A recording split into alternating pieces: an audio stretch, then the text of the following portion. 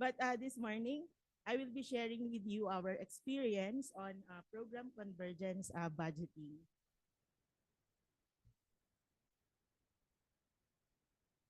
Okay, thank you. Flash on this slide is the outline of my presentation.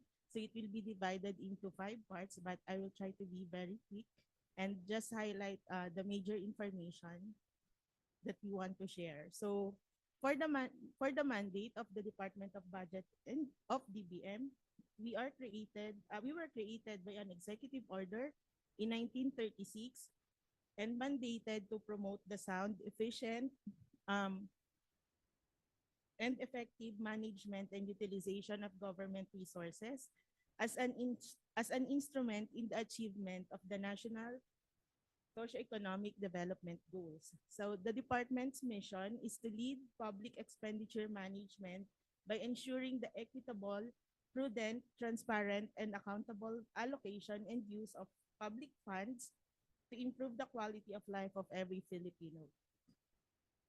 So on the screen is the most basic challenge of the governments across the world when it comes to budgeting. So balancing the development needs and the available resources. But the ultimate question is, how do you balance both?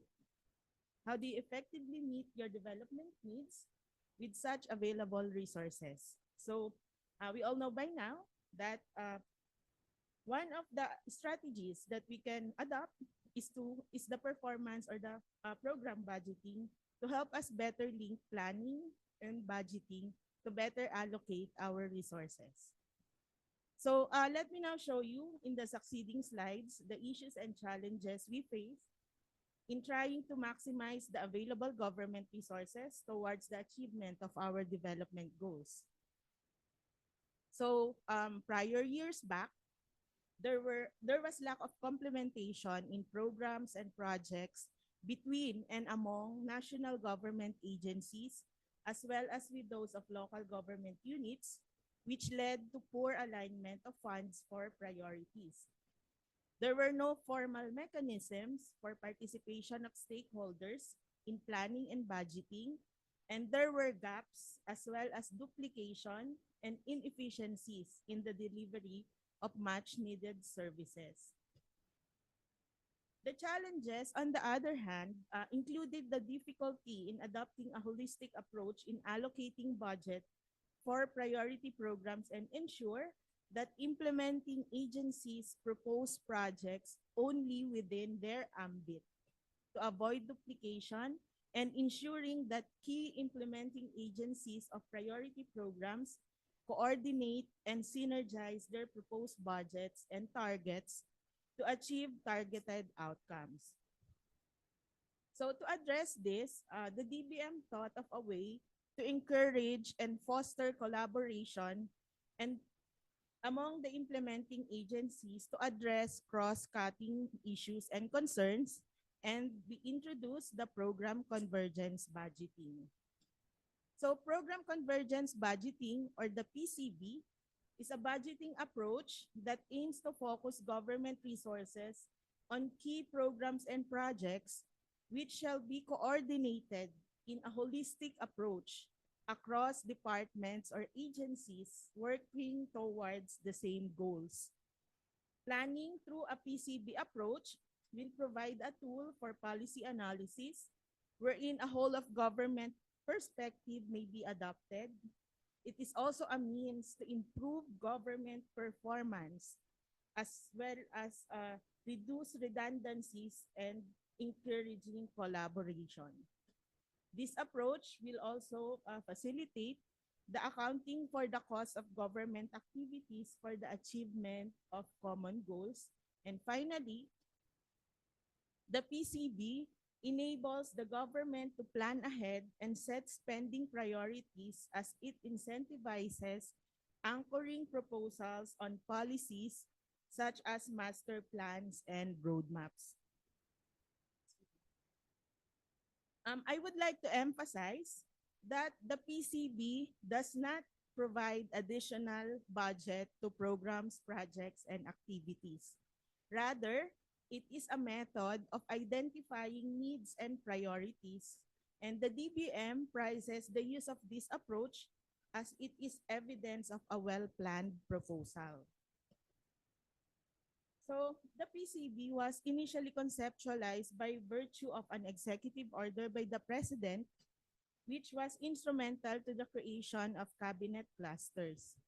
So the cabinet, as the highest policymaking body of the executive branch of government, serves as a catalyst for national development. By thematically organizing the cabinet into smaller groups called cabinet clusters, it serves as a venue and mechanism for coordination, harmonization, complementation, and synergy among the departments and other government instrumentalities with the main purpose of attaining national development goals and objectives as disaggregated into annual performance targets. So building on the institutionalization of the cabinet clusters, the DBM issued a national budget memorandum in 2012 to lay down the policy on the adoption of program budgeting in the preparation of the 2013 national budget. The DBM first adopted the PCB as an approach in the 2013 national budget, and we were able to publish the results in the 2013 budget of expenditure of and sources of financing. So in 2017, there was a reorganization of the cabinet cluster, which provided an opportunity to review the existing PCB.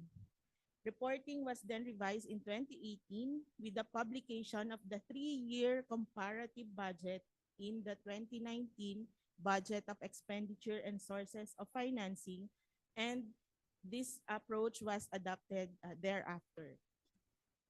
So in 2023, as part of its thrust for bureaucratic efficiency and transparency through the digitalization of government processes, the submission of the budget preparation form for Program Convergence Budgeting was digitalized through the online submission of budget proposal system.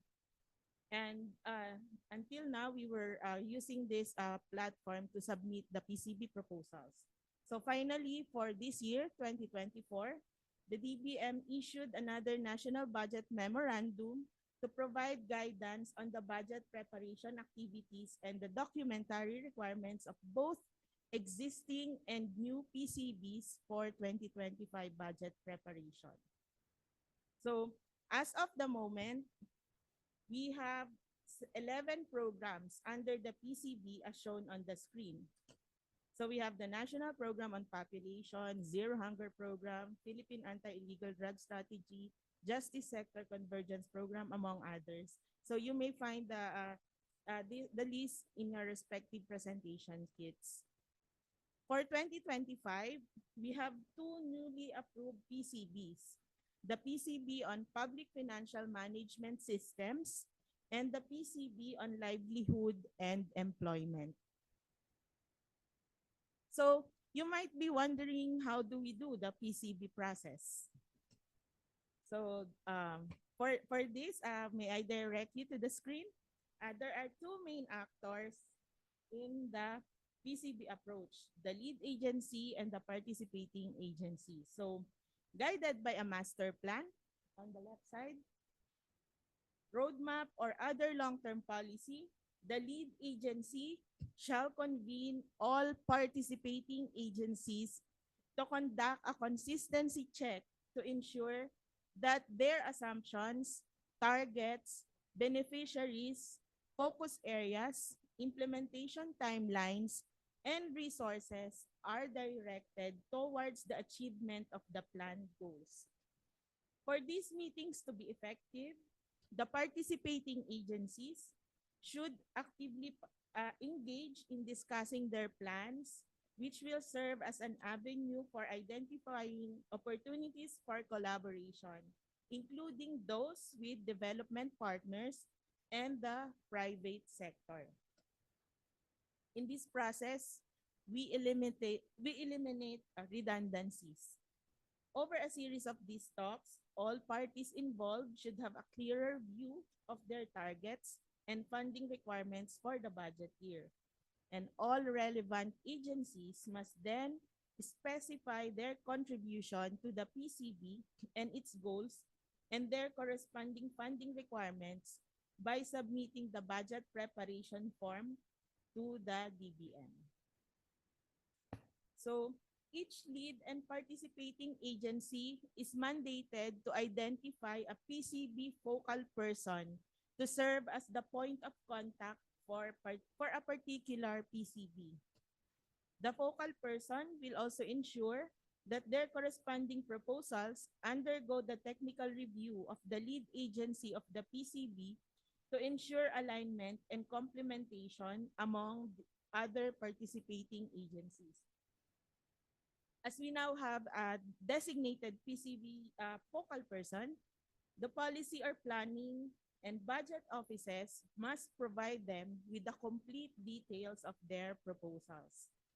The PCB focal shall then encode this in the online submission of budget proposal systems of the DBM and route to the head of the agency for their approval.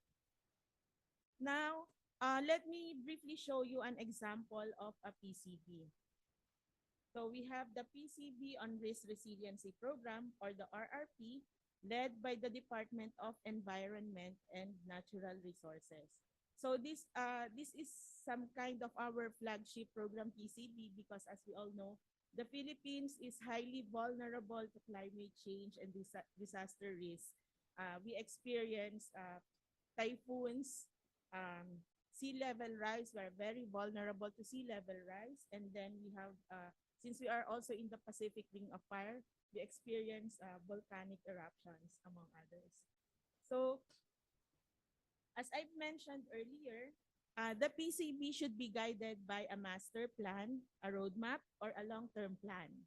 For this case, the RRP is guided by the roadmap approved by the Cabinet Cluster on Climate Change Adaptation and Mitigation and Disaster Risk Reduction. Actually, this roadmap was developed through a technical assistance from the World Bank. Shown on the screen is a log frame of the roadmap indicating the cluster's overall goal, which is for a climate and disaster resilient communities supporting equitable and sustainable development, and the desired results, which is the enhanced climate and disaster resilient communities in 24 vulnerable provinces and 4 major urban centers. Shown on this slide are the objectives of the RRP and the key investment areas identified in the roadmap, such as community livelihood and enterprise continuity, integrated water resources management, enhancing coastal protection, climate information services, and seismic resiliency. So aside from the operational guidelines and monitoring and evaluation framework, the RRP was able to develop their own PCB forms, which is being used by the Risk Resiliency Program lead and participating agencies in submitting their risk resiliency budget proposals. For 2024 budget preparation, the Technical Review Committee of the Risk Resiliency Program, composed of representatives from the lead and participating agencies of the PCB, was able to review 182 proposals from 13 national government agencies. Through this approach, the Risk Resiliency Program was able to secure the approval of 424.5 million pesos in the FY 2024 national budget, which is equivalent to 7.3% of the General Appropriations Act. So let me just show you some programs and performance indicators under the 4 identified outcomes in the roadmap. So as you can see, these programs are implemented by different implementing agencies. And may I direct your attention to your presentation kits for more details of the different programs out and performance and outcome indicators for more information. So let me just go through the several slides, and if you want the details, you can refer to your respective kits. So we have four outcomes, and then let me just highlight that these programs and indicators undergo periodic review to gauge their efficiency and identify gaps and best practices to further improve the risk resiliency program of the government. So this is with the ultimate goal of building resilient communities and saving people's lives in times of calamities and disasters. So this ends my presentation. Thank you for your attention.